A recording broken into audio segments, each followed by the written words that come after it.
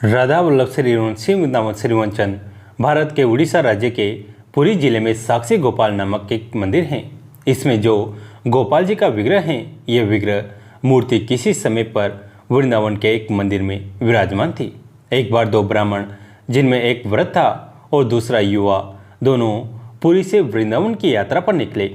यात्रा लंबी थी और उन दिनों रेलगाड़ियाँ नहीं थी, अतः यात्रियों को अनेक कष्ट उठाने पड़ते थे। वृद्ध व्यक्ति युवक का अत्यंत कृतज्ञ था, क्योंकि युवक ने यात्रा में उसकी काफ़ी सहायता की थी। वृंदावन पहुँचने पर उस वृद्ध ने कहा, हे युवक, तुमने मेरी बहुत सेवा की है, मैं तुम्हारा अत्यंत कृतज्ञ हूँ। मैं चाहता हूँ कि तुम्हारी सेवा के बदले मैं तुम्हें कुछ पुरस्कार दूँ। उस युवक ने कहा, माँ से आप वृद्ध हैं, मेरे पिता के समान हैं, आपकी सेवा करना मेरा कर्तव्य है, मुझे कोई पुरस्कार नहीं चाहिए। उस वृद्ध पुरुष ने हट किया, नहीं, मैं तुम्हारा अत्यंत कृतज्ञ हूँ, मैं तुम्हें पुरस्कार अवश्य दूंगा। तब उस वृद्ध ने उस युवक से अपनी पुत्री का विवाह करने का वचन दे दिया। यह वृद्ध पुरुष अत्यंत धनी था और वह युवक विद्वान ब्राह्मण होते हुए भी अत्यंत निर्धन था। अतः युवक ने इस बात पर विचार करते हुए कहा, आप ये वचन न दें, क्योंकि आपका परिवार इस बात पर कभी सहमत न होगा। मैं इतना गरीब हूँ और आप इतने कुलीन हैं, अतः यह विवाह नहीं हो सकेगा। श्री विग्रह के समक्ष इस प्रकार का वचन न दे। यह वार्तालाप मंदिर में गोपाल कृष्ण के श्री विग्रह के समक्ष हो रहा था और वह युवक चिंतित था कि कहीं श्री विग्रह का अपमान न हो जाए। फिर भी युवक के तर्कों के बावजूद वृद्ध पुरुष विवाह की बात पर अड़ा रहा, अतः युवक मान गया। वृंदावन में कुछ दिनों तक रहने के बाद दोनों घर लौट आए। वृद्ध पुरुष ने अपनी ज्येष्ठ पुत्र से कहा कि तुम्हारी बहन का विवाह उस निर्धन ब्राह्मण युवक से करना है। इस पर उसका ज्येष्ठ पुत्र अत्यंत क्रोध हुआ और उसने कहा, आपने मेरी बहन के लिए ऐसा दरिद्र पति क्यों चुना है? यह विवाह नहीं हो सकता।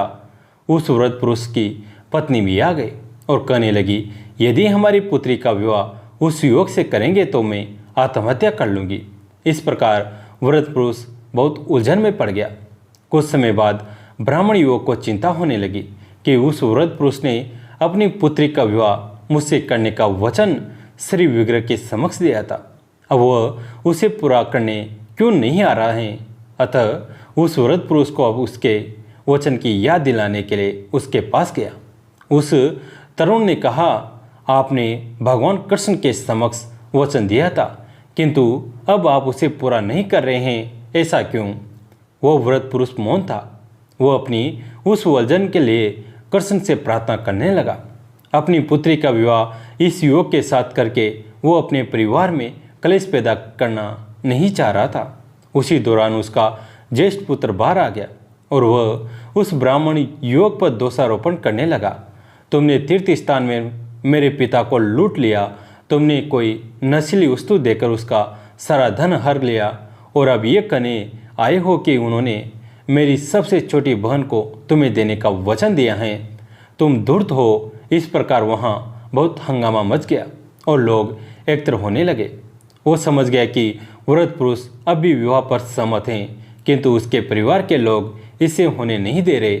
उसके ज्येष्ठ पुत्र के हो हल्ला मचाने के कारण लोग वहाँ एकत्र होने लगे। वो ब्राह्मण युवक भी उस स्वर में बोलने लगा कि इस वृद्ध पुरुष ने श्री विग्रह के समक्ष वचन दिया था, किंतु अब परिवार के विरोध के कारण अपने वचन को पूरा नहीं कर पा रहा है। ज्येष्ठ पुत्र नास्तिक था, अतः उसने अचानक युवक को बीच में रोकते हुए कहा, तुम कहते हो भगवान साक्षी हैं, तो ठीक है, यदि भगवान यहाँ आकर साक्षी दे कि मेरे पिता ने वचन दिया है, तो तुम मेरी बहन के साथ विवाह कर सकते हो। युवक ने कहा, हाँ, मैं कृष्ण से कहूँगा कि वे साक्षी के रूप में आए। उसे विश्वास था कि भगवान आएंगे। सभी समक्ष यह तय हुआ कि यदि वृद्ध पुरुष के वचन की साक्षी के लिए कृष्ण वृंदावन से आएंगे तो कन्या का विवाह उस युवक से कर दिया जाएगा। वो ब्राह्मण युवक लौटकर वृंदावन आया और गोपाल कृष्ण से प्रार्थना करने लगा, हे भगवान, आपको मेरे साथ चलना होगा। वो इतना निष्ठावान भक्त था कि वो कृष्ण से वैसे ही बात कर रहा था जैसे कोई अपने मित्र से बातें करता है। उसने यह नहीं सोचा कि गोपाल तो मात्र एक मूर्ति है, वो तो उन्हें साक्षात ईश्वर मान रहा था। अचानक मूर्ति बोल उठी, तुमने कैसे सोच लिया कि मैं तुम्हारे साथ चल सकता हूँ? मैं एक मूर्ति हूँ, मैं कहीं नहीं जा सकता। युवक ने उत्तर दिया, यदि मूर्ति बोल सकती हैं तो वो चल सकती हैं। अंत में श्री कृष्ण विग्रह ने कहा, अच्छा तब तो मैं तुम्हारे साथ चलूँगा, किंतु एक शर्त है, तुम किसी भी दशा में मुझे देखने के लिए पीछे नहीं मुड़ोगे। मैं तुम्हारे पीछे पीछे चलूँगा और तुम मेरे नुपुरों की ध्वनि से जान सकोगे कि मैं आ रहा हूँ। युवक ने बात मान ली और वे दूसरे नगर को जाने के लिए वृंदावन से चल पड़े। जब यात्रा पूरी होने को थी और वो युवक के गांव में प्रवेश करने ही वाले थे कि युवक के नुपुरों की ध्वनि सुनाई पड़ना बंद हो गए। उसे चिंता हुई, अरे कृष्ण कहाँ गए? धैर्य न धर सकने के कारण उसने पीछे मुड़कर देखा। उसने पाया कि मूर्ति इस तरह खड़ी थी। चूंकि उसने पीछे मुड़कर देखा था, इसलिए अब मूर्ति आगे नहीं जाने वाली थी। वह तुरंत दौड़कर नगर में पहुंचा और लोगों से कहने लगा कि चलकर देखे कि कृष्ण साक्षी रूप में आए हैं। सब लोग स्तब्ध हो गए और इतनी बड़ी मूर्ति इतनी दूर से चल कर आए हैं। सभी लोग एकत्रित हुए और विग्रह के पास पहुंचे और वृद्ध व्यक्ति के परिवार की ओर से जब पूछा गया कि विग्रह से भगवान श्री कृष्ण ने उस ब्राह्मण युवक की साक्षी दी, मेरे समक्ष ही इन्होंने अपनी पुत्री का वचन इस युवक को दिया था। तब से उन गोपाल का नाम साक्षी गोपाल पड़ गया। सूचना मिलने पर पुरी के राजा भी वहां पहुंच गए और श्री विग्रह के सम्मान में उस स्थल पर एक मंदिर बनवा दिया और आज भी लोग भगवान की पूजा साक्षी गोपाल के रूप में करते हैं। अतः में यह निष्कर्ष निकालना होगा कि चूंकि भगवान सर्वत्र हैं, अतः वे अपनी मूर्ति में भी हैं, अपनी छवि में भी हैं। एक बार एक शहर के बाहर एक बहुत बड़े संत आकर रुके। उन्होंने एक कुटिया बनाए और उसमें रहकर साधना करने लगे। एक दिन एक युवक उधर से गुजरा और उसने उन संत से साधना करते हुए देखा। वो वहीं रुक गया। उसने देखा कि संत साधना में व्यस्त हैं, इसलिए कुटिया की साफ सफाई नहीं हो पा रही है। युवक ने साफ सफाई कर दी और चला गया। अगले दिन वो फिर आया और फिर से साफ सफाई करके चला गया। अगले दिन वो युवक फिर आया और अपने साथ कुछ फल भी लाया। उसने फिर साफ सफाई की और फल वहीं छोड़कर चला गया। इस तरह वो रोज आने लगा और फल जल भी साथ में लाने लगा। संत की साधना समाप्त हुई तो उन्हें उस युवक की सेवा के बारे में पता चला। संत ने उस युवक को आशीर्वाद स्वरूप एक मंत्र दिया और कहा कि यह अत्यंत गुप्त है, इसलिए मन ही मन बोलना, किसी को पता नहीं चलना चाहिए। युवक बहुत प्रसन्न हुआ और संत के चरण छूकर चला गया। जब वह जा रहा था तब उसे रास्ते में कुछ लोग राम राम का उच्चारण करते हुए आते मिले। युवक चौंक गया। वो गौर से उन्हें देखने लगा। वे लोग राम नाम का उच्चारण करते हुए मस्ती से जा रहे थे। युवक असमंद में पड़ गया। उसने मन में सोचा, जिस मंत्र को संत जी ने अत्यंत गुप्त बताया था, उसे तो ये लोग सार्वजनिक रूप से गाकर चलते जा रहे थे। फिर संत ने उसे झूठ क्यों कहा? वो वापस लौट पड़ा। संत उसे देखकर चौंके और उसका चेहरा देखकर बोले, क्या बात है वत्स, परेशान लग रहे हो? युवक ने सारी बात उन्हें बता दी और अपनी शंका भी कह दी।